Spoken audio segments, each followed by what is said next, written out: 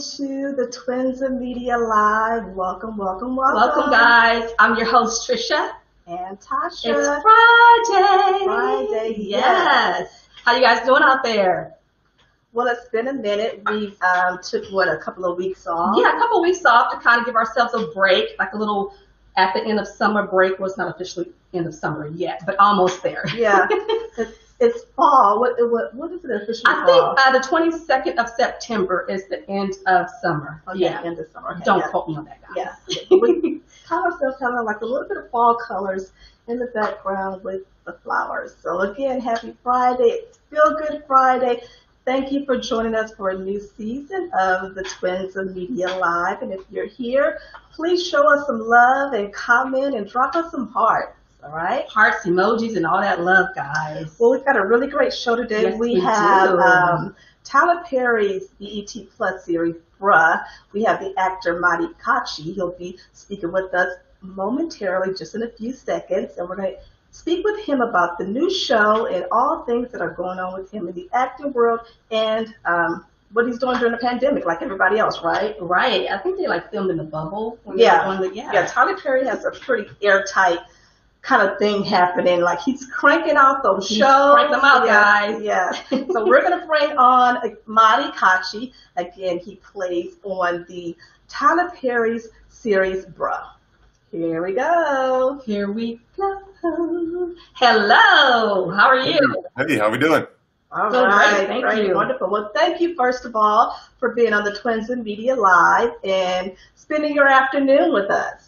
Of course. Thanks for having me. It's good to talk to you ladies again. Yes, yes. We're going to get right into it. It's Friday. We always tell our audience members it's Feel Good Friday, Fashion Friday. Friday takes on all kinds of meaning, but we're going to stick with Feel Good Friday. Okay, so you are on the BET Plus show, Bruh. It's the Tyler Perry show, and you all just pretty much finished filming, like 19 shows in 4 days? Like, what? That is crazy. That is crazy. So tell us, what was the energy like filming that many shows within a short amount of days? It was surprisingly, it was really good. I mean, obviously, anytime you're going to film that quickly, it's going to feel overwhelming. But initially, that wasn't the plan. We had some more days planned. But according to Tyler Perry, and I like to believe him, the fact that we were super ready, that kind of dictated the pace. So on day one, when we were essentially finished with what was on the schedule, then it was like, we have time. Everyone seems ready. Let's pull some of what tomorrow's shot list into today. And, so we just kind of adjusted like that. And the cool thing about it was when the bubble happened, we decided, we were there at the same time of another show, Ruthless, that was filming. Yeah. Okay. So they had us all come in at the same time, but they were filming when we weren't filming. So we had idle time. So our cast got a good chance to really delve into the work and dive deeply. And, when you have that kind of captive audience and we already have such good chemistry and we really have a true love for each other, then you have the ability to really just prepare yourselves. So we prepared ourselves, and it was it's not easy. It's not easy, but at the same time, I'm really excited for what it's going to look like when it finally comes out. So we're proud of what we accomplished. All right. So talk to us about your character, Dr. Tom Brooks, and also too, what can fans expect in season 2? Well, okay, so right now, currently, we are in season 1. Okay. We want to split up into 2 parts. So there's 24 total episodes for season 1. 12 were released, and then there was a break. And then the break, or the second half just resumed yesterday, Thursday. Okay. So now every Thursday, you're going to get new episodes until season 1 is complete. Season 2 will probably air, I guess, I don't even know, sometime in 2021. Sometime next year. Now, was it because of the pandemic? You guys had it broken up that way because of the pandemic, or was it just that way initially? I wish I could tell you. It's one of those things where it's kind of outside of my pay grade, but I like that we're resumed again. they did a little mid-season finale and, you know, gave people, I guess, time to catch up and binge the first 12. And now it's like we're back on the weekly releases. But yeah, so season 2, I think what I would look forward to, like, you know, continue to watch season 1, and I really feel like it's going to continue to improve. Like from episode 1 all the way through episode 24, the first season, like you're going to see the improvement. And quite frankly, like we had the ability for, you know, our chemistry just continued to grow. And I think that is really like it's present on screen and you can see it. So thankfully season 1, we actually shot chronologically. So episode 1 was like on day 1, and then like episode 24 was on like the final day. You know what I mean? So we went kind of in order. So ultimately you can kind of see the growth, I feel like, and the story obviously evolves.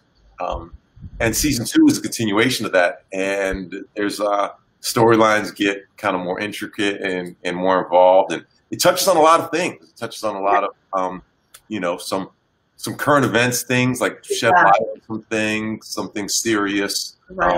But, you know, the tone overall is, there's like a humorous tone overall, even with real life topics that we're dealing with. So I think that's what's, you know, kind of nice about the show is that you don't have to feel the heaviness, but you see real issues and just a group of friends dealing with them. Yeah, that's good. And that's great. And Mahdi, especially because it's what, 4 African-American males and you all are in your 30s and you are like friends and now again, you're in your 30s and you're navigating through life and relationships and things of that sort.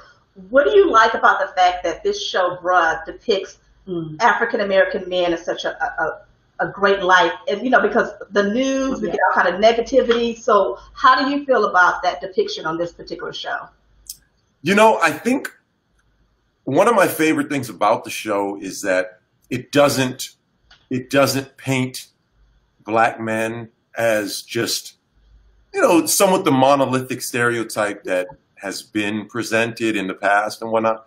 So, you know, all 4 of us are, you know, no one has kids out of wedlock. We're all working professionals. And, you know, it's like we support each other. And I think that the beauty in that is, to a lot of black people, that's normal. And it should be normal, you know? Right? It's like, that's just life. But I think that, you know, somewhat there's the, with stereotypes that do exist in film and television, people, especially maybe people who aren't black, who don't have a lot of interaction, this is the imagery that they receive, so they assume that things are a certain way. And, you know, some of the best compliments I've had since the show has been out is just people who watch the show and can connect and relate, like, oh man, like, you know, Bill reminds me of like my, you know, one of my bros I grew up with, or you remind me of this, or, you know. And what's cool is, like, I've had people tell me that of like all different ethnicities, which is like, to me, kind of how it should be, because people like, we're African Americans and that matters in this country, you know, but at the same time, like, ultimately, like, we're just human beings, like, not something different than everyone else needs to kind of understand. So I think the beauty in that is that, like, you know, everybody can kind of like see that, relate to it, and, you know, connect to it, because we're just, you know, it's 4 different personalities. I like that. But we all connect, you know. So are you guys also friends off screen as well? Absolutely. And we didn't meet until we started film, or I guess we actually met at the callback. So we met when we first, like there ended up being 2 callbacks before booking the actual show. And we developed chemistry like right away, you know, and that was what was cool. And now, like, we're so in tune with one another. Like, we got the group chat and we talk, you know, all the time, and just stay in contact because, and, you know, not work related stuff, because that's just kind of like who we are. And that's why I couldn't be more thankful for a better group. And no one got the egos. Everybody just came with the same intention of making this show the best we could possibly make it, right? pretty cool. I like Pretty that. cool. Yeah. So, Mahdi, we've spoken before, and it's always great to reconnect and talk again. And you know, as we mentioned earlier, Tyler Perry has this "don't stop, won't stop" thing. He's cranking out these shows, and who knows what movies and all that. And he's doing it in a way where a lot of people have been at a standstill, but he's been able to get these movies and television shows out on his studio. And so what's the atmosphere like as far as keeping everything safe, and how did the actors and actresses feel about being on set? Like, was it any concern in the beginning when you guys were filming? I mean, not from my end, at least. Okay. Like everything was done super safely, and that's what is a testament to Tyler Perry and his just ability to be a leader in the marketplace, because he was really the first one brave enough to implement a plan to start filming again. You know, when he first filmed season 2 of Sisters, I think that was like June, when really nobody was touching it. So somewhat he has been the trailblazer to lead the way, and you'll see now other productions are starting to follow suit, because he's implemented a blueprint that enables the work to happen. And you know, the proof is in the results. Like, we got tested every 3-4 days while we were on set. We got tested 2 weeks prior to checking on board, then 3 days prior to checking on board, then the day we arrived, and then stayed isolated 24 hours for those results to come back. And then we were allowed to interact. And even within the interaction, it was limited to, you know, always masks being worn, keep the distance, no really physical touching, you know. So all of that, it's annoying, quite frankly. I mean, I'll tell you the truth. Right. I love these people, right? My castmates. So it's like, I want to look at their faces. I want to hug them. I want to do all that. And everything. Yeah. But at the same time, it's like, we all would much prefer that than to be home not working. So exactly, it's like, it's, you know, everybody's in the same boat. Nobody is like, I prefer masks and like not to have like physical touch with people that I'm, you know, that I care about. But at the same time, it's like, if that's the sacrifice that we have to make, then that's what we do. And again, we got through without incident. All the tests, no positive COVID tests through the whole course of the filming and the whole time on board Camp Quarantine at TPS. So I'd say, you know, it's a good plan. And go Tyler Perry. And I can't resist, you know, asking. Tyler, he's such a phenomenal director and creator, and all of these things that encompasses Tyler Perry. Yeah. And you all are on set with him. Everybody's being safe and following protocol. And I know he doesn't do the Medea character anymore, but does Medea ever slip up when Tyler Perry's on the studio? Just a little bit. You know, like season 2, I'm trying to think about that. I can't say I recall a season 2 sighting. I don't want to say that like he didn't allow an appearance, but like I can't say I remember. I definitely remember season 1 a couple of times. He like dropped into the voice and just like had everybody dying. You know what I mean? So it's a very, and especially like you said now, because Medea, he sort of retired her. Like everyone appreciates it. So when he does, I think he picks the good moments to like bring her out, and everybody's just busting up laughing. You know, it gives her the opportunity, because you know it's a lot of hard work there, and you know he leads the way. But obviously, the guy's got a great sense of humor, and that's another reason why it's awesome to work for somebody like that, who's like all about business, but you know, ready to have a good time as well. Love it. Yeah, I think that's pretty cool, because you know we're living in some hard times right now, and so laughter is just wonderful. You know, whenever you can get it. Imperative, right? What do you have coming up aside from Breath on BET Plus? So the second half of the first season is going to be airing probably through the end of the year. We filmed the second season, just wrapped that, and right now there are a couple of projects that I have that were like kind of put on pause at the beginning of COVID, and now they're still up in the air, assuming 2021 be resuming. But I'm starting to see things come back, like maybe a little more quickly than we assumed. So I should definitely be able to, you know, report on some good I'm looking forward to that. things soon. Yeah. Oh yeah. Well, we're glad that you're staying busy. And with that being said, how have you, outside of your acting and being on the studio set, how have you remained active during the pandemic to take care of yourself? Yeah. Well, I guess I've tried to get active and do some things that I hadn't done before. Okay. You know, so buddy of mine has a lake house in Maryland. I went up there and like was on the lake and tried some wake surfing, which I'd never done. It was amazing. It's fun. Another buddy of mine is a stuntman. He grew up riding motorcycles. It's like teaching me how to ride a motorcycle. Wow. You know, just trying to, I guess, just learn some new things in the interim, because you miss it. I mean, one thing that I realized is how much I appreciate even just the ability to audition. You know, obviously working on set, there's nothing that compares to that. But even auditioning, there's like, even if you don't get to play it on the day for the actual project, you get the opportunity to kind of flex the muscle and, you know, bring these parts alive, even if it's just for the sake of auditioning. So when everything shut down, then like that wasn't happening, you know, and, you know, just to flex those creative muscles, that's important.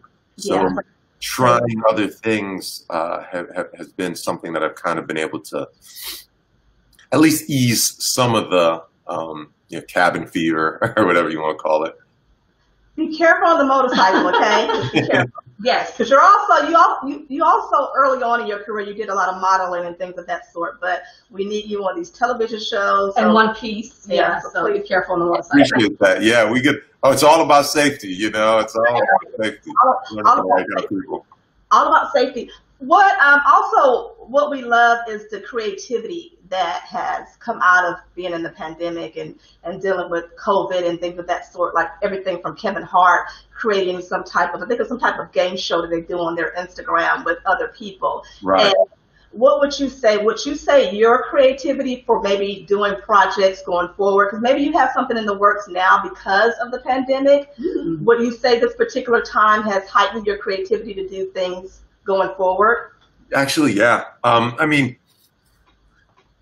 I guess, again, you got to take the good with the bad. So a lot of it, it has been a bummer. It's just been a bummer for things to be shut down. And obviously a lot of people have been affected by it, besides health-wise, but other people financially, other people like whatever.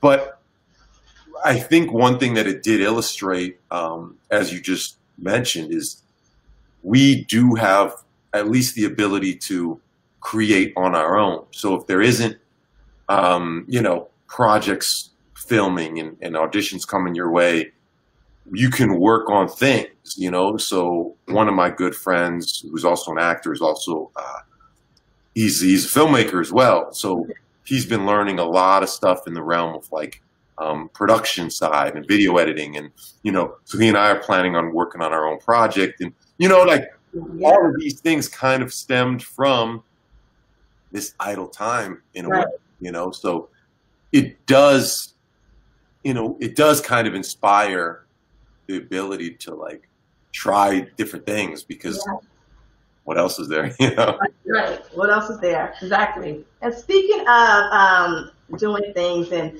being on Bruh and playing a really popular character, what is the fan mail like in the form of like, do you get any fan mail or DMs? What's happening there? You know, it's been like I said, the best thing about that is the ability to connect to other human beings, right? And that's really, it's like, that's the desire to even do this work. Like this art form of storytelling on film is something that I always connected to just as a viewer, you know. Like growing up, I always loved watching TV and watching movies. So to have the opportunity to be in a place where people that I've never met, that have never met me, are like connected with and touched by these stories that we're telling on camera is like, I mean, there's really no substitute to that, you know? So like, I'm so thankful and appreciative of like everybody who has reached out and just been like, wow, like, you know, love the show. You know, and it gets sentimental, you know, certain people, like, it's reminded them of lost loved ones and things like that. And yeah, you know, it really touched my heart. You know, it's hard to not be moved by when others are moved by what we do. And that's what's kind of beautiful about the art form, is that we create it, you know, obviously created from the mind of Tyler Perry, and then like through our hearts into the art of our, you know, bringing it to life. And then it's not ours anymore. It's like you give it to the world, and the world views it and consumes it and does with it whatever they decide, you know, however they want to relate to it, or whatever they want to make, whatever connections they want to make. And that's really awesome, you know? So like, regardless of what the original intentions of the work were when it was created, it can do so much and way beyond what we ever could have imagined. So that's the most rewarding part about getting these, you know, DMs or whatnot. It's just like people who really just share what it meant to them. And it's like, it really just, it hits the heart, you know. And do you read all of them? Did you go through the DMs? I try, like, you know, it depends. I guess it depends on the timing. Right. Sometimes I have more time, and it's like, let me go through and just see some of these, you know. Sometimes I neglect, and, you know, they disappear after a while if they're unchecked or whatnot. So, you know, I apologize for anyone who sent me something I didn't get to see or whatnot, because I know I'm not the best at it all the time. But I do try to make it a point to go through when I can, and you know, because I'm super grateful and appreciative that people take time to watch, and even to send the message if that was what it inspired them to do, you know. Yeah, we like that. It's pretty cool. We've got a couple more questions before we wrap up the interview. And one question is, if you were able to play a character living or not living, what would that character be and why? So like, but this is like a person somebody who has lived on the earth. Yeah, so lived on the earth or not, someone who's, you know, who's gone on, but a character that, you know, a person that you would like to play as a character. Yes. Got it. But an actual person, not just like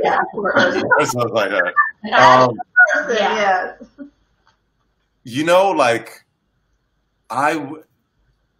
my friend, like we just had this conversation on set when we were filming, but my castmates kind of like, they make fun of me and they call me Obama, you know, but we need you in the Obama movie. So that has been a dream of mine, one that maybe I've been a little shy about to share, you know, but I would absolutely appreciate that.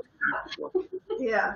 You know, before you said it, I was like, okay, I see Obama, but we'll wait and see what Mahdi has to say.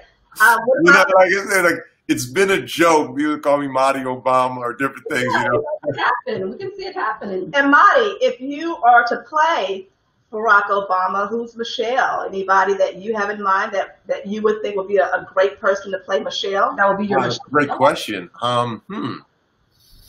I don't know. I have to think about that one. Next time we chat, I'll try to have a good answer for that. You know, I do a little casting of my own. Okay. And then also, again, great work on the show and working with Tyler Perry.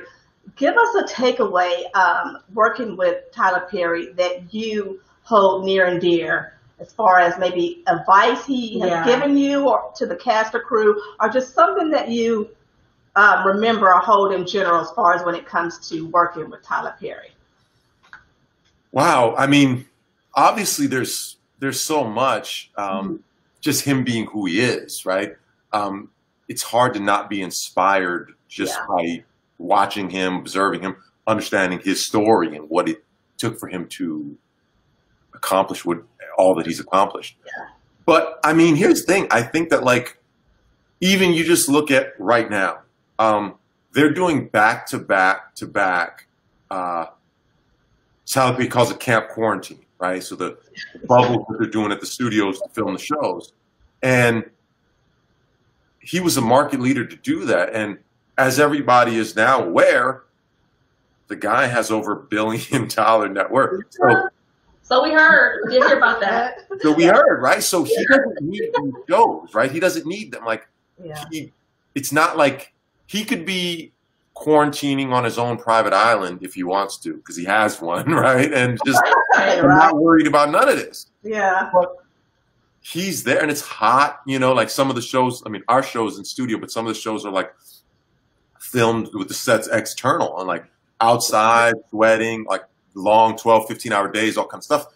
And he's still doing that, right? So you're like, if that guy who has all these accolades, all this money, all these accomplishments, is still pushing that hard, right? And he's like the top guy in the studios, and it rolls downhill. You know, it really rolls downhill. So it's almost like when you witness that and you're somebody who is working for him in the universe that he's created, yeah, it's hard to not feel like inspired to really put the work in, because look at what he's doing. It's like, you know, comparatively, you're like, I should probably be the one working harder than the guy who's awesome. You know? So, yeah, if nothing else, I mean, the example that he sets by just being who he is and doing what he does, I think it elevates everybody's game. Everybody kind of has to rise to the occasion of just, you know, this is our leader's doing this. Yeah. You know, not like, you know, trying to sit up in air conditioning and let everybody else do the work while he like counts money. He's on the ground doing work. Again, he's writing, he's directing, he's doing so much. So yeah, that's it's something to observe and admire. Okay, awesome. So tell everyone why they should tune in to Bruh. We should tune in. Like, if I had to break it down to one word, I would say relatability. I think that everybody, you know, men and women and you know, folks of all ages and ethnicities can relate to some aspect of like this, because it's friendship, right? And that's like human to human interaction. So I think that like these real friendships that you'll see on screen are gonna connect to anybody who tunes in. So check us out. Okay. I love it. Yes. Mahdi Cocci, thank you so much for speaking with us on the Twins and Media Live. It's been such a pleasure, and we're excited for you and all that you have going on, and with the television show and working on the studio and other things you have in the works and extracurricular activities. Wear your helmet, okay? Always. Wear your helmet. And again, thank you so much, and we look forward to connecting with you again. Thank you, Trisha. Thank you, Tasha. Ladies, you've been great. Thanks again. All right. Be blessed. Bye. Bye-bye. Bye-bye.